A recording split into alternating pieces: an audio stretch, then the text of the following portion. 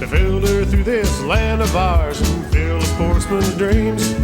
Enjoy what nature holds for us, her bounty never ends. Getting back to basics with the practical sportsman.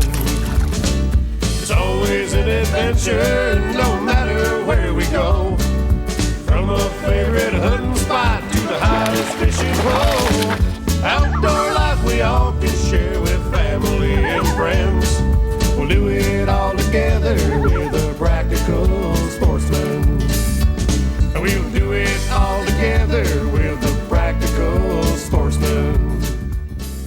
Hi there, come on in. It's Thursday night, May 30th, the year 2002. I mean, June is almost upon us. We're going to be musky fishing in Lake St. Clair before long, and I'm going to bring you the story of the biggest freshwater fish I've ever caught. What else we had, Zach? Well, we've got a young angler that at our banquet he caught a singing fish. A singing fish? Yes. Well, we will reveal all of these mysteries to you, so you stay tuned. I'm Fred Trost. And I'm Zachary Trost. And you're watching The Practical Sportsman. Yeah, no, this is Patrick Kelly. You want to hold the mic? Yep. My name is Patrick. And what else? I'm Patrick Eugene Kelly. Eugene Kelly. And what did you catch, Patrick Eugene? A singing fish. A what kind of fish? Singing fish. Singing? Singing fish. A singing fish. That's him. A singing fish. Now, why is that a singing fish? And him say la la. That's him. That's Well, him. you know, I don't mean to disagree with you, Patrick, but did this fish really sing when you caught it? Yep. Yeah. And what song did it sing? Do you know? Huh? One fish, two fish, red fish, blue fish. Is that what it sang? Well, this is probably your first master angler fish. Or what? How come you got two patches? And two fish. Two singing fish. Oh, two singing fish. We catch two singing fish. Okay. Yeah, that is pretty neat. Patrick, and how old are you? What was that? 3? Ooh, got it. Got it, Patrick. Okay, these rock bass are, they're almost a foot long. Chippewa Lake, Mecosta County. See, another fish. Another one. Boy, look at that. That's a nice picture. Yep. And did you catch that one too? Yep. Did he, Dad? Yes, sir. Well, here, tell us. This is Colin, who actually butchers deer out the yin-yang. I mean, thousands of deer every year. Colin Kelly. Colin Kelly? Him? Yes. How you doing, Patty? Yes, keeping up the fishing tradition up at Chippewa Lake. We've had a cottage there on and off for the past almost 40 years. And last year was Patrick's real first year being able to hold on to a fishing pole and reel one in. And he caught on 4th of July weekend, caught Master Angler Award rock bass and pumpkin seed. Well, I can see you'd be real helpful in a boat. Want to do that again? Remember what you just did? Rockfish. Rockfish? Rockfish hide on the water and sharks eat them. Yes. Well, he was just jumping up and down here a minute ago, which I think would be real helpful in a boat. Yep. Yep. Okay, well, you have a lot of patience apparently, Colin. And Yes, I do. But this is what it's all about, huh? Yes, sir. Yes, sir. He had a wonderful time. Fish. What kind of fish? This is fish green. A fish. It's a green fish. This. Yes, it is. Well, if you'll excuse us, folks, we're... And this a deer. This a deer. Two of them. Uh-huh. That's pretty cool. And these people are happy to learn something at this banquet. Congratulations, Patrick. My man. Way to go.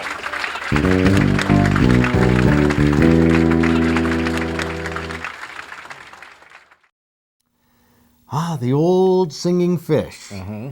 Now, you know, you have youngsters. Of course, they're not that small right now. Not anymore. They But they- grow up fast. They grow up fast, but they do have imaginations. Oh, yeah. What are your recommendations, or what are your experiences now in taking these kids out fishing or picnicking or whatever? Short attention spans. Yeah. How do you deal with that? You just move on to the next thing. You're out to have fun, and that's the way it is. Now, we're going to start this program, which I think we're going to call Pioneers, about how to teach people on working with kids. The question is, what do you move on to next? You have a lot of activities, and if they just want to run around, then let them be. Let them be, huh? You don't have to push them into taking a big lure and fishing for a big muskie, trophy fishing? Well, I think if you push them into something, you're pushing them away. So. Well, that's kind of our theory. But let's shift gears now for the big macho fishermen that want to go for a big macho fish. Here's the biggest freshwater fish I've ever caught, a muskie in Lake St. Clair. The sky doesn't look it, but it's the middle of July on Lake St. Clair. Our mission is to catch a muskie, a big muskie, and July is the ideal month. Mid-morning until mid-afternoon, say 10 till 2, are the most productive hours. Now, this boat we're getting on is what you call a high-ticket item. It's a 36-foot Tiara owned by Kirk Gillespie, who's the captain. He and his fishing buddy, Matt Mueller, are directors in the Michigan-Ontario Muskie Club. That's a group of extremely dedicated muskie fishermen. Kirk and Matt release all of the muskies they catch that weigh less than 30 pounds, and most muskies over 30 pounds go back too. Now, on a day like this, you're probably wondering the chances of catching a muskie of any size. More fish are caught in good weather than in rough weather, but one reason is that fishermen go home when the wind kicks up, and this is one rough roller coaster. The practical sportsman goes to Cedar Point. Ride the wave. After all this preparation, though, we weren't about to turn back. Matt Mueller rigged the lines. We're talking 50-pound test monofilament fishing line, big pin reels, Shakespeare tiger stick rods. This is heavy gear for big fish. Ahead of each lure is a weight ranging from 2 ounces to a pound, depending on the rod. Kirk likes to troll in 12 feet of water at 3.7 miles per hour. Now, they don't run the lures very far behind the boat the way they would trolling for trout and salmon. How far back? About 5 feet. 5 feet? That's it. 5 feet behind the boat, behind the propellers. Unbelievable. Muskie will hit a lure in the prop wash. And they set the rods right down in the water, not your normal Great Lakes salmon technique. They do use planer boards for muskie, a technique that became popular for brown trout and walleye, but with muskie, the lures are all run with lead sinkers. The lures are big, the line is heavy, it takes some extra weight to keep those lures down. Muskie fishing has always had a mystique about it. Used to be that muskie fishermen spent days between strikes, catching only 1 or 2 big muskies in a season, but modern techniques have upped that success rate. And on Lake St. Clair, Kirk and Matt hook muskies just about every day they go out, even when the weather is rough like this. Look at this. Last time I was out here 15 years ago, all day, not a strike. So this is what they say it's like being snagged. Oh, ain't no snag. No, but I'm just shook its head. Okay, so what are the tips on this? I mean, you don't pump it? Constant pressure and Constant? keep the pole tip up. That's the key to the whole Okay, thing. so it's the same basic thing you do with any big fish because they shake their head? Exactly. Trick is A little enjoy pressure yourself. on that hook in its mouth is all it takes. This is a good fish, so it's going to take us a while. He's out. He's probably out right now about 100 yards. He took a lot of line. This is exciting. Well, I thought that this was excitement, but that's before I had seen the muskie. At this point, it was just a big fish, or maybe an old boot, or a rubber tire. Hey, I don't know. There was no real proof that a muskie was on the line yet. Try gaining some line on him. Try gaining one. I'm going to have to pump to gain, right? What we do a lot of times is what Rich Larry calls as a Larry shuffle, and you walk back. Walk back and then walk up on him? Do you want to watch the footwork for any reason? Walk forward and watch the footwork. There you go. Oh, this is interesting. Well, you can't do this on every boat, though. I mean, this is an outstanding boat for this. Might have lost him. No, he's still on there. I think. I don't know. I think we lost him. You think you don't lost him? Yeah, I think he's fit. He should be giving you a good No. head rub. No, I he's can't gone. imagine if this is. He's gone. He's gone? You He's sure? gone. Yeah. I think he's gone. I don't think so. Yeah, he's gone. He's gone? No, he's still there. He's on there. He's still there. You know who you're talking to. No, this fish is acting different here. I don't know. You know who this is? You know what you're talking to. Yesterday I was down at the Captain Nichols and I caught 2 perch. That's who you're talking to.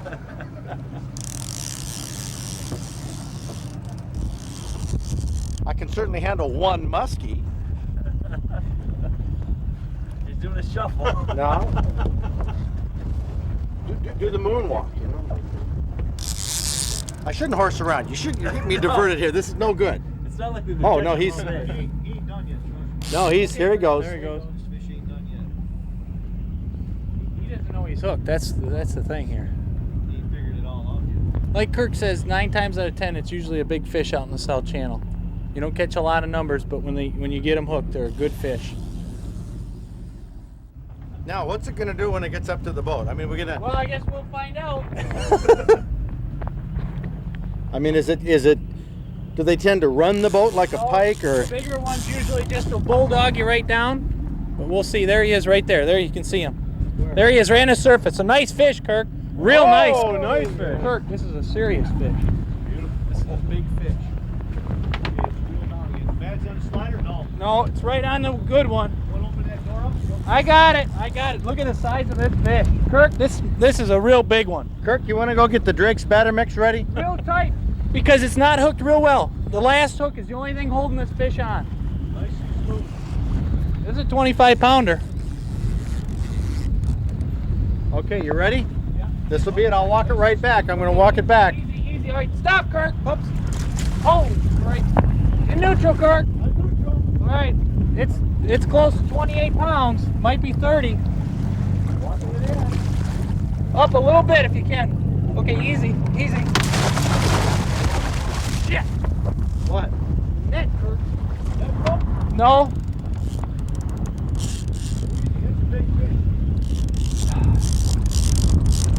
Oh, hold Hey, it, hold it, Kirk, hold keep it, Kirk. Here. it. Have you done this before? Yeah. Okay, I just wondered. Careful. Okay. Boy, it took off like a missile in the back of the boat. Kirk, he's got. All right, right there. Bring that up a little bit, Fred. A little bit, Fred. Okay, neutral. Hold on.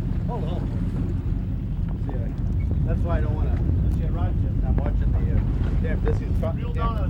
Problem is, Kirk, is he's got it in his mouth, and you've got that light line, you know. Look here. You just saw one of the riskiest moves in big game fishing, trying to Well, net we're the gonna fish get him. from behind. Now, sometimes it works, but our experience has been that netting a fish from behind will never work when the video camera is rolling. Freddie, that's what they do at the back of the boat. You never know. Well, we had one more problem. The fishing line got caught in the handle on the top of the camera. Do you want me to move? See, the camera is a... You want me to move? No, I just have to work around you.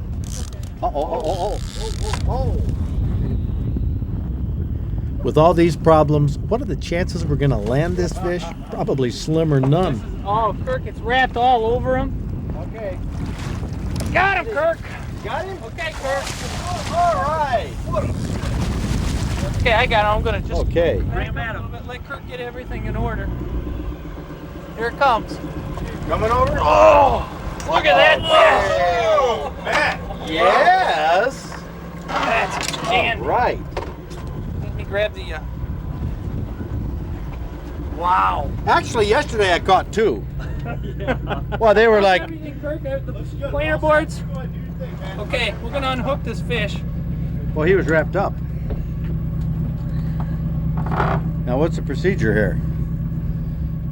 Get him out. Tell him a little bit about what Homer always says about big fish and going back. Yeah. Yeah, the big fish go back.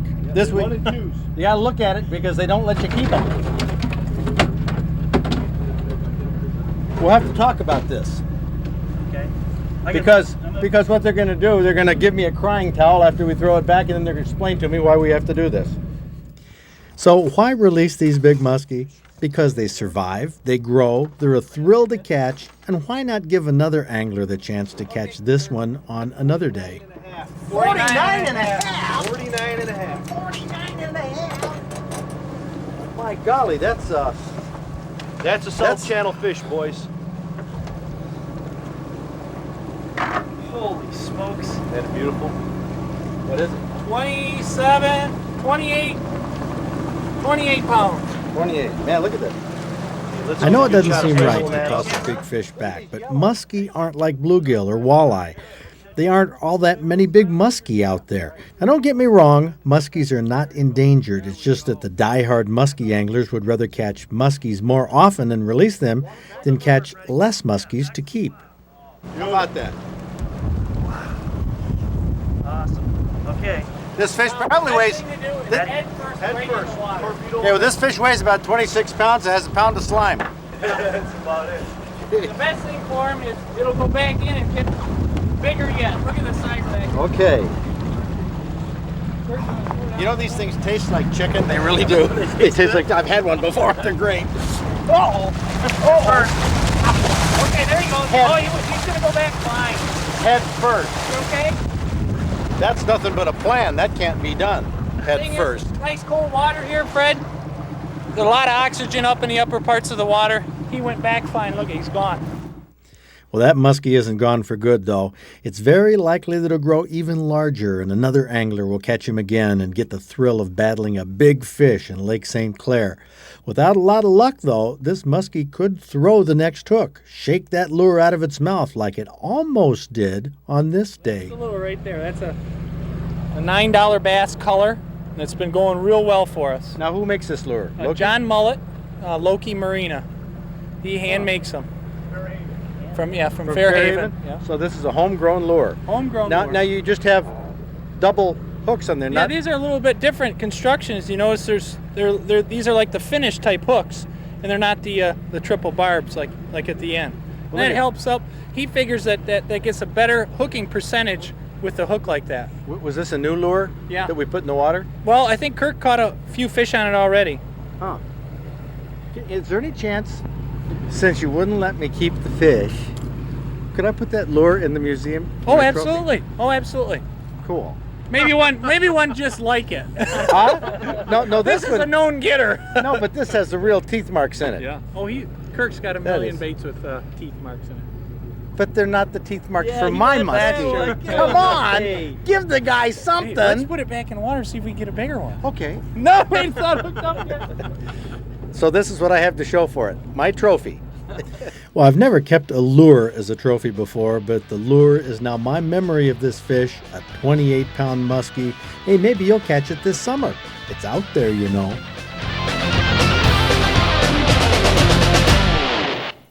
You know that I'm not real big on catch and release. No. But that's when we really want to take the fish to eat. And I really don't mind, putting a big muskie back because other people can't catch it. I did get a trophy for the museum, though.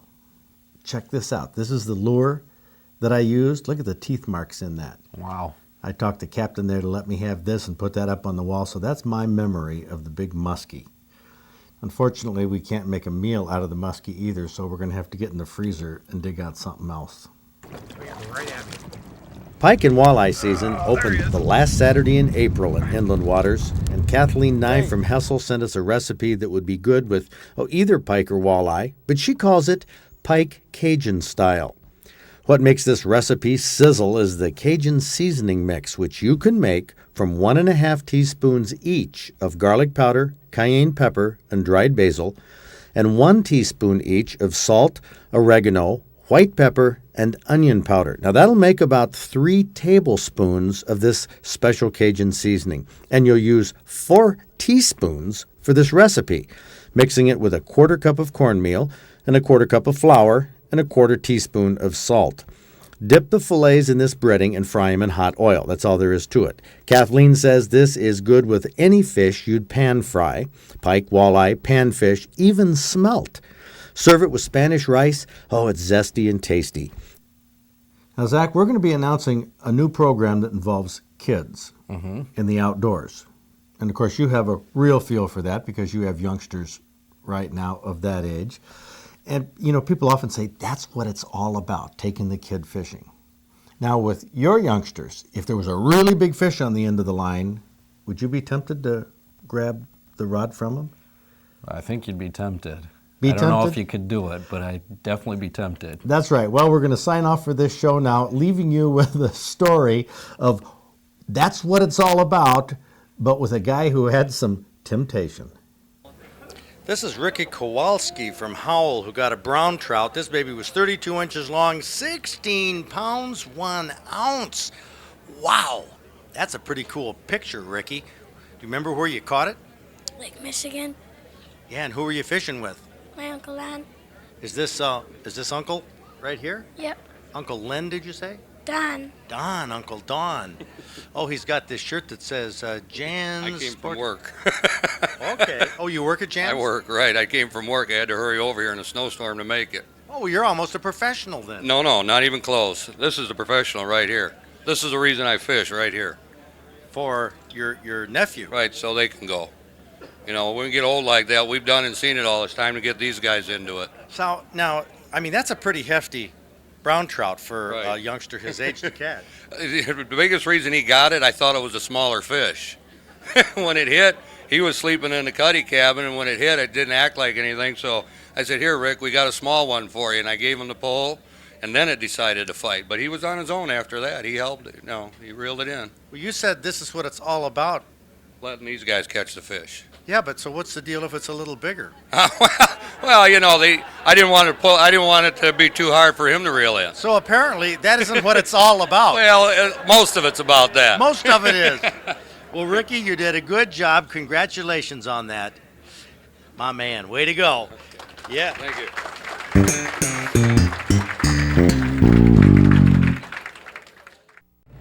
Is there any chance, since you wouldn't let me keep the fish, could I put that lure in the museum? Oh, absolutely. Oh, absolutely. Cool. Maybe one just like it. Huh? No, This is a known getter. no, but this has the real teeth marks in it. Yeah. Oh, Kirk's got a That million is. baits with teeth marks in it.